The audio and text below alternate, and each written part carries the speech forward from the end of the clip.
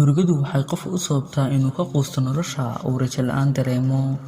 Badanaa waynu murugoonnaa marka ay naga fogaadaan kuwa aan jeclayn iyo marka aynu soo wajahaan duruufo nafsaani ah iyo waxyaabo kale oo badan.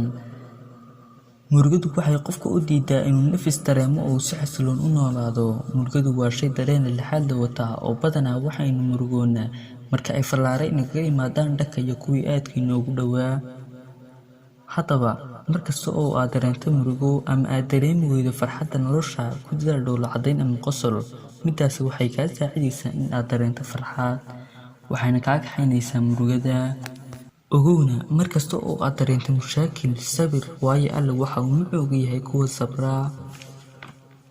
Diinteena suuban ee Islaamkuna waxay nagu boorinaysaa in aynaan murugoonin.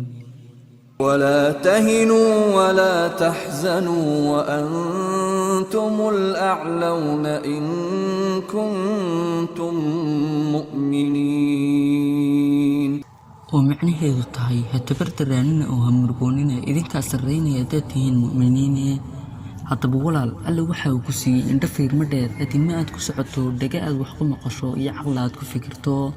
Adigu intaasoo dhan oo nimco la isugu kaa daray ma ahan in aad murugooto.